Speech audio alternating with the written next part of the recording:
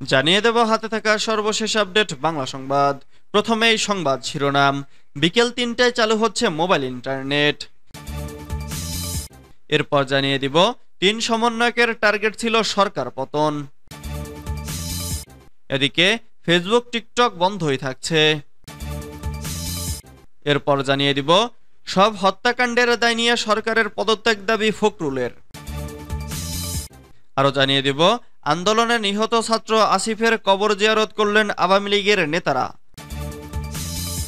সর্বশেষ জানিয়ে দিব মেট্রো রেল স্টেশন ভাঙচুরের ঘটনায় গ্রেফতার ৪। এতক্ষণ শুনছিলেন সংবাদ শিরোনাম, এবারে বিস্তারিত। তবে অনুরোধ থাকবে ভিডিওটিতে একটি লাইক করবেন এবং কমেন্ট করে জানিয়ে দিবেন কোন জেলা থেকে আপনি আমাদের এই ভিডিওটি দেখছেন। বিকেল ৩টায় চালু হতে যাচ্ছে মোবাইল ইন্টারনেট। ডাক, টেলিযোগাযোগ ও তথ্য প্রযুক্তি প্রতিমন্ত্রী জুনায়েদ আহমেদ পলক বলেছেন, আজ বিকেল ৩টায় সারা দেশে 4G নেটওয়ার্ক চালু হবে। রোববার ২৮শে জুলাই বিভিন্ন mobile operator association of mobile telephone operator Bangladesh এবং মোবাইল ফিনান্সিয়াল সার্ভিসের সঙ্গে বৈঠক শেষে একথা জানান তিনি বলেন, সাম্প্রতিক সময়ের মোবাইল ইন্টারনেট সংযোগ বিচ্ছিন্ন থাকায় সংযোগ চালুর পর মোবাইল ইন্টারনেট গ্রাহকরা ৩ দিনের জন্য 5GB বোনাস পাবেন।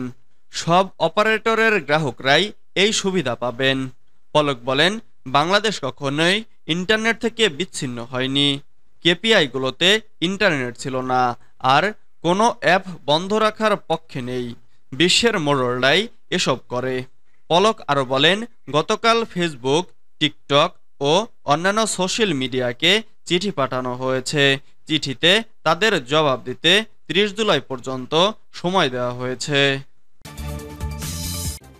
৩ সমন্বয়কের টার্গেট ছিল সরকার পতন। সরকারি চাকরিতে কোটা সংস্কারের দাবিতে গড়ে ওঠে বৈষম্য বিরোধী ছাত্র আন্দোলন। গত ৮ জুলাই সংগঠনটির পরিচালনায় তৈরি করা হয় ৬৫ সদস্যের সমন্বয় টিম। সারা দেশের গুরুত্বপূর্ণ কলেজ এবং সরকারি বেসরকারি বিশ্ববিদ্যালয়ের শিক্ষার্থীদের অন্তর্ভুক্ত করা হয় এই সমন্বয়ক টিমে।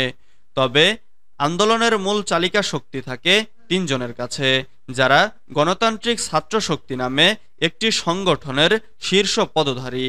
এই ৩ সমন্বয়ক হলেন নাহিদ ইসলাম, আসিফ মাহমুদ সজীব ভুইয়া ও আবু বাকের মজুমদার। তারা প্রত্যেকেই ঢাকা বিশ্ববিদ্যালয়ের শিক্ষার্থী। সূত্র বলছে, শুরু থেকেই ছাত্র শক্তি চেয়েছিল শিক্ষার্থীদের আবেগকে কাজে লাগিয়ে আন্দোলনকে সরকার পতনের দিকে নিতে। ডাকসুর সাবেক ভিপি নুরুল হক নূর, সাবেক সমাজসেবা সম্পাদক আক্তার হোসেনের পাশাপাশি শুরুতে আন্দোলনে রসদ জুগিয়েছেন ইনসাফ কায়েম কমিটি এবং এবি পার্টির নেতারা। ফেসবুক ও টিকটক বন্ধই থাকছে। ডাক, টেলিযোগাযোগ ও তথ্য প্রযুক্তি প্রতিমন্ত্রী জুনায়েদ আহমেদ পলক জানিয়েছেন, আপাতত ফেসবুক সহ সব ধরনের সামাজিক যোগাযোগ মাধ্যম বন্ধ থাকবে। রোববার ২৮শে জুলাই সকালে বিআরটিসি ভবনে মোবাইল অপারেটরদের সঙ্গে বৈঠকের পর এ তথ্য জানান তিনি। প্রতিমন্ত্রী বলেন, ফেসবুক, টিকটক সহ সোশ্যাল মিডিয়ার প্রতিনিধিদের বিআরটিসিতে তলব করা হয়েছে। তাদের সশরীরে হাজির হয়ে ব্যাখ্যা দিতে হবে। ব্যাখ্যা না দেয়া পর্যন্ত ফেসবুক, টিকটক সহ সোশ্যাল মিডিয়ার ব্যাপারে বর্তমান সিদ্ধান্তে অনড় থাকবে সরকার। এদিকে টানা ১০ দিন বন্ধ থাকার পর আজ সচল করা হচ্ছে মোবাইল ইন্টারনেট সেবা। তিনি বলেন, তার জন্য প্রযুক্তিগত সহায়তা আমরা সব সময় দেব। মোবাইল নেটওয়ার্ক কোম্পানিগুলো দ্রুত প্রস্তুতি গ্রহণ করবে। এর আগে সরকারি চাকরিতে কোটা সংস্কার আন্দোলনকে কেন্দ্র করে বিক্ষোভ ও সহিংসতা হয়। সরকার ১৯ জুলাই মধ্যরাত থেকে কারফিউ জারি করে। কারফিউর আগে থেকেই গত ১৭ জুলাই মধ্যরাত থেকে 4G নেটওয়ার্ক বন্ধ করায় দেশের মোবাইল ইন্টারনেট সেবা বন্ধ হয়ে যায়। এর পরের দিন ১৮ জুলাই রাত ৯:৩০ থেকে ব্রডব্যান্ড ইন্টারনেট সংযোগও বন্ধ হয়ে যায়। এতে পুরো দেশই ইন্টারনেট বিচ্ছিন্ন ছিল। সব হত্যাকাণ্ডের দায় নিয়ে সরকারের পদত্যাগ দাবি ফখরুলের।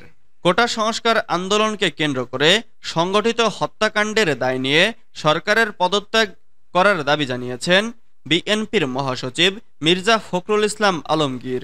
তিনি বলেন, ছাত্রদের গুলি করে পঙ্গু করে দেওয়ার পর তাদের হাসপাতালে দেখতে যাওয়া ও মায়াকান্না এবং সাহায্য করার কথা বলা জনগণকে প্রতারণা করার আরও একটি নজির।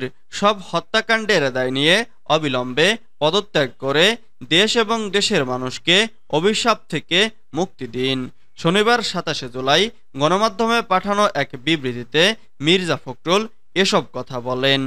কোটা আন্দোলনকে কেন্দ্র করে বিএনপি, গণ অধিকার পরিষদ, অন্যান্য রাজনৈতিক দলের নেতাকর্মী ও সাংবাদিকদের গ্রেফতার, রিমান্ডের নিন্দা জানিয়েছেন তিনি। মির্জা ফখরুল বলেন, নুরুল হক নূরকে আদালতে রিমান্ড শেষে নিয়ে আসার সময় গণমাধ্যমে যে চিত্র এসেছে তা যে কোনো বিবেকবান মানুষকে আলোড়িত করবে। রিমান্ডে এমনভাবে তাকে নির্যাতন করা হয়েছে যে তিনি দাঁড়াতেই পারছেন না। তার মধ্যযুগীয় নির্যাতনের পথ বেছে নিয়েছে। এ ধরনের বর্বরচিত অমানবিক কাজ পুরো সংকটকে আরও ঘনীভূত করবে।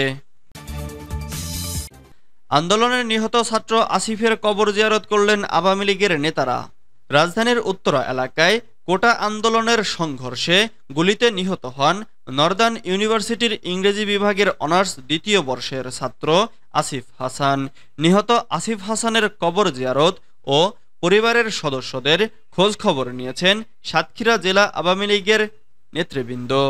শনিবার ২৭ জুলাই দেবহাটা উপজেলার নওপাড়া ইউনিয়নের আসকারপুর গ্রামে আসিফ হাসানের বাড়িতে গিয়ে তার কবর জিয়ারত ও পরিবারের সদস্যদের সঙ্গে কথা বলেন সাতক্ষীরা জেলা আওয়ামী লীগের সাধারণ সম্পাদক ও জেলা পরিষদের চেয়ারম্যান নজরুল ইসলাম, জেলা আওয়ামী লীগের শিক্ষা ও মানব সম্পদ বিষয়ক সম্পাদক ও সংরক্ষিত নারী আসনের সংসদ সদস্য লাইলা পারভিন সেজুতি, দেবহাটা উপজেলা পরিষদ চেয়ারম্যান আল ফেরদৌস আলফা, জেলা আওয়ামী লীগের স্বাস্থ্য ও জনসংখ্যা বিষয়ক সম্পাদক ডাক্তার সুব্রত ঘোষ ও জেলা আওয়ামী লীগের সদস্য নাজমুন আসিফ মুন্নি প্রমুখ।